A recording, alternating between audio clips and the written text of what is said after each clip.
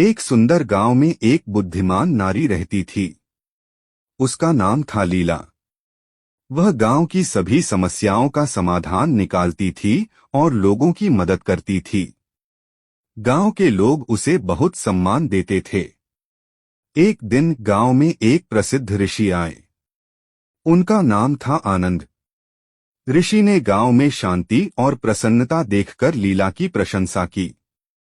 उन्होंने कहा, हे लीला, तुमने इस गांव को बहुत खुशहाल बनाया है। तुम्हारी बुद्धि और करुणा से लोग बहुत लाभान्वित हुए हैं। लीला ने विनम्रता से कहा, महात्मा, यह मेरा कोई विशेष गुण नहीं है। मैंने भी जीवन में बहुत संघर्ष किया है। मैंने देखा है कि दुख और सुख जीवन का हिस्सा है। हमें इन दोनों का सामना करने की शक्ति होनी चाहिए। ऋषि ने कहा, तुम्हारी बात सही है लीला। जीवन में उतार चढ़ाव आते रहते हैं। महत्वपूर्ण यह है कि हम इन परिस्थितियों से कैसे निपटते हैं। हमें धैर्य और शांति बनाए रखनी चाहिए। लीला ने पूछा, महात्मा, आप जीवन में क्या सीखे हैं? ऋषि ने मुस्कुराते हुए कहा, मैंने सीखा है कि क्रोध और लोभ मन को अंधा बना देते हैं। हमें इनसे दूर रहना चाहिए। हमें दूसरों की मदद करनी चाहिए और हमेशा सत्य का मार्ग अपनाना चाहिए। लीला ने कहा, महात्मा, आपकी बातें बहुत सार्थक हैं। मैं इन बातों को हमेशा याद रखूंगी। ऋषि ने कहा, लीला, याद रखो, ज्ञान केवल किताबों में नहीं मिलता है। यह जीवन के अनुभवों से भी सीखा जा सकता है। हर व्यक्ति के पास कुछ न कुछ। विक्रम एक प्रतिभाशाली युवक था। पढ़ाई में अव्वल, खेलों में दक्ष और कला में रुचि रखने वाला।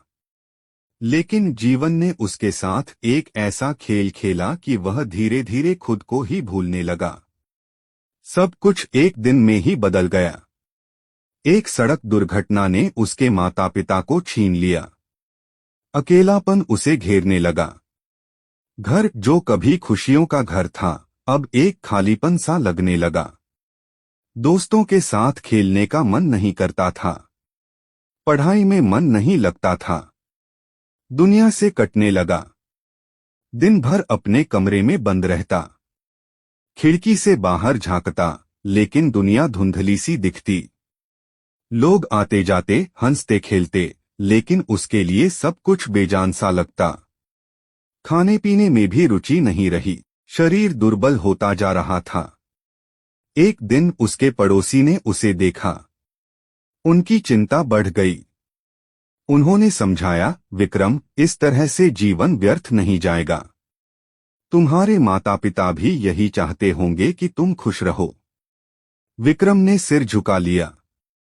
उसे पता था कि वह गलत कर रहा है, लेकिन खुद को संभाल नहीं पा रहा था।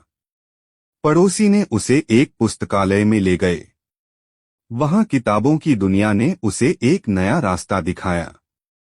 उसने साहित्य पढ़ना शुरू किया। कवियों की रचनाओं ने उसके मन को छुआ। लेखकों के विचारों ने उसे सोचने पर मजबूर किया। धीरे धीरे उसे जीवन का एक नया अर्थ दिखने लगा। उसने महसूस किया कि वह अकेला नहीं है। दुनिया में भी ऐसे लोग हैं जिन्होंने दुख झेले हैं, लेकिन उन्होंने जीवन से हार नहीं मानी। उन्होंने अपने दुखों को अपनी ताकत बनाया। उसने खुद को साहित्य की दुनिया में खो दिया। लिखना शुरू किया। अपने दुखों को शब्दों में ढालने लगा। धीरे धीरे उसके अंदर एक नई ऊर्जा का संचार हुआ। उसने सोचा, मेरे माता पिता चाहते होंगे कि मैं कुछ करूं। मैं अपने जीवन को सार्थक बनाऊं।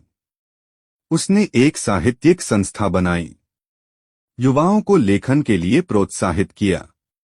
उनकी प्रतिभा को निखारा। धीरे धीरे वह फिर से उसी विक्रम बन गया जो कभी हुआ करता था। खुश, संतुष्ट और जीवन से जुड़ा हुआ। उसने महसूस किया कि दुख ने उसे तोड़ा नहीं, बल्कि मजबूत बनाया। एक युवक सबको धोखा देने लगा, पत्नी समझाती है। एक कहानी जो हर किसी